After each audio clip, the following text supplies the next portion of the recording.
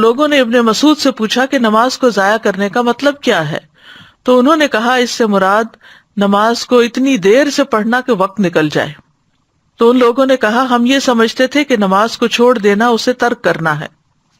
تو انہوں نے کہا کہ اگر وہ نماز کو چھوڑ دیتے تو دین سے ہی نکل جاتے۔ نماز کو لیٹ کرنا بہرحال نفاق کی علامت ہے، جس کا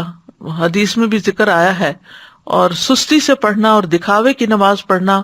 اور اللہ کو کم یاد کرنا یہ منافقین کی نماز کی صفات ہیں۔ سورۃ النساء آیت 142 میں اللہ تعالیٰ فرماتے ہیں ان المنافقین یخادعون اللہ وہو خادعہم وَإِذَا قَامُوا إِلَى الصَّلَاةِ قَامُوا كُسَالَىٰ يُرَاءُونَ النَّاسَ وَلَا يَذْكُرُونَ اللَّهَ إِلَّا قَلِيلًا، بے شک منافق لوگ اللہ سے دھوکہ بازی کر رہے ہیں حالانکہ وہ انہیں دھوکہ دینے والا ہے، اور جب وہ نماز کے لیے کھڑے ہوتے ہیں تو سست ہو کر کھڑے ہوتے ہیں، یعنی شوق سے نہیں جاتے نماز کی طرف، خوشی سے نہیں جاتے، لوگوں کو دکھاوا کرتے ہیں اور اللہ کو بہت کم یاد کرتے ہیں۔